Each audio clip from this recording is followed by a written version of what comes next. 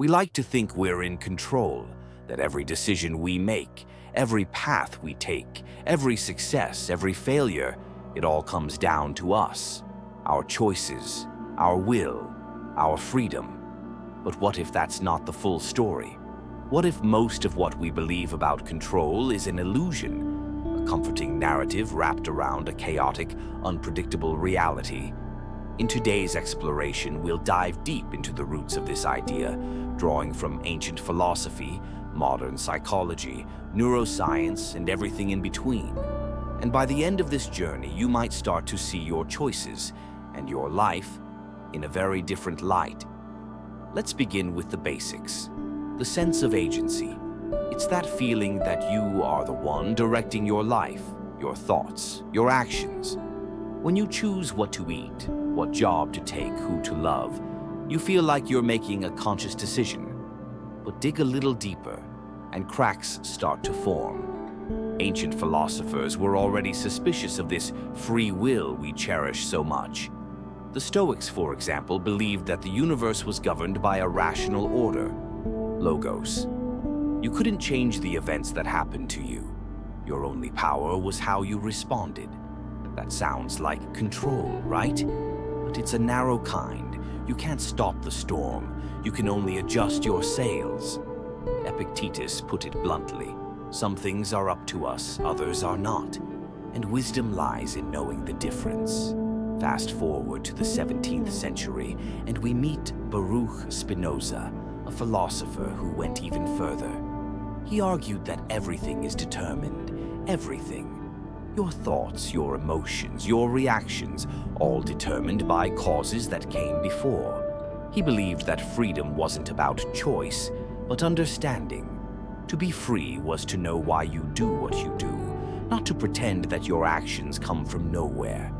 It's a very different definition of freedom. Then came David Hume, the Scottish philosopher who questioned everything, including causality itself.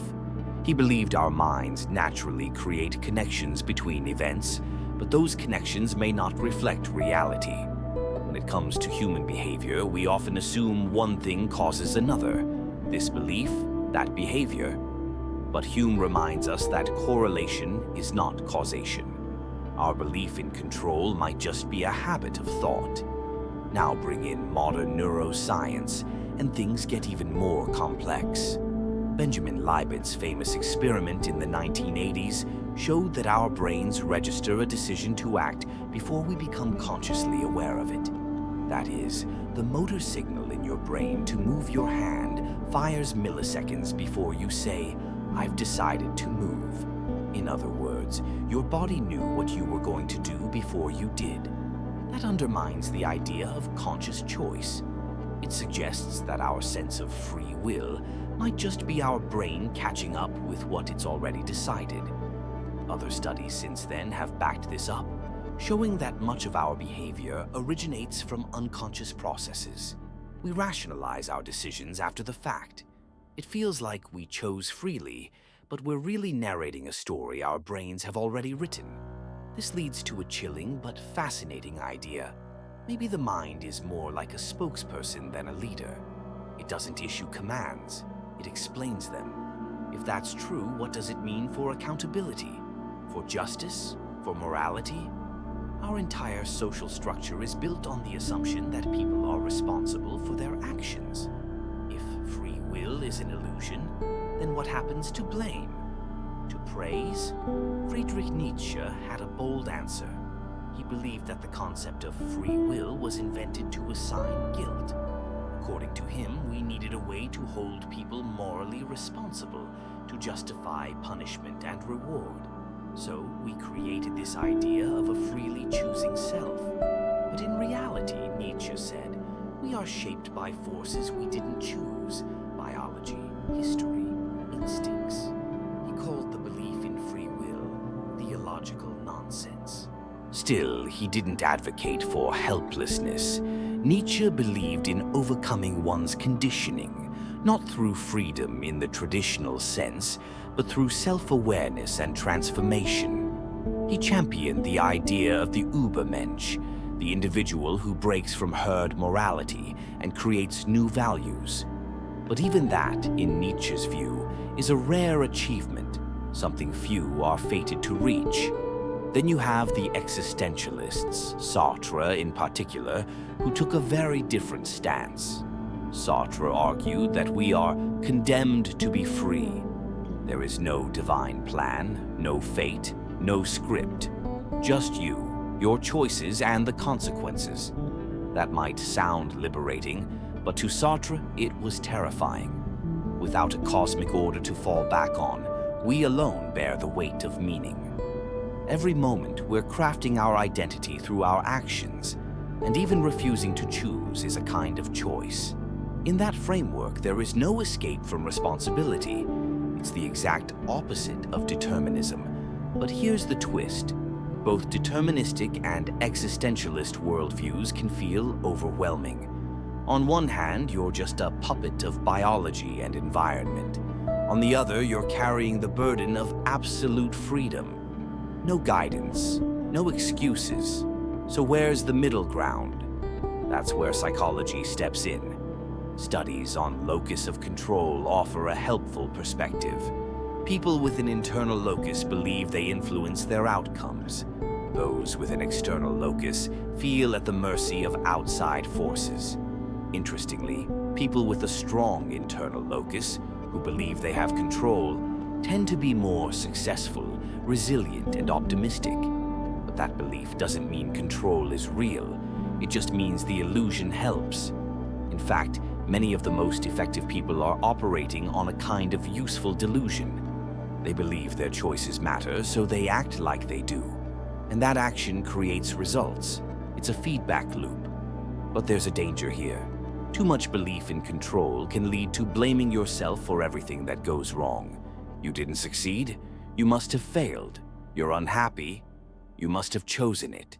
That's not just unhelpful, it's cruel. Philosopher Martha Nussbaum suggests we shift focus. Instead of asking whether we're free, ask, what are we capable of doing with what we have? Her capabilities approach emphasizes practical freedom. Can you access education? Can you express yourself? Can you live with dignity? It's not about some abstract notion of free will. It's about real-life possibilities. That's a more compassionate, grounded way to think about control. And it brings us to a simple but powerful idea. Control exists on a spectrum. You're not a puppet, but you're not a god either. You don't control everything, but you do control something. And that something is enough to matter. Take habits, for example. Research shows that nearly half of our daily actions are driven by habit, not conscious choice. But habits can be changed, slowly, with effort, and by shaping your environment. That's not total freedom, but it's not helplessness either. You might not choose your cravings, but you can choose how you respond to them. You might not choose your emotions, but you can choose your actions. You might not control the world, but you can influence your part in it. And that brings us to a final point. Wisdom lies in knowing where your influence begins and where it ends. You can't control the outcome of every job interview, but you can prepare. You can't control how people see you, but you can live by your values. You can't control whether people love you back, but you can love them well. That kind of control is quiet, humble, and powerful. It doesn't shout. It doesn't promise perfection. It simply says, here's what I can do. Here's where I can act. In a world full of uncertainty, that's more than enough.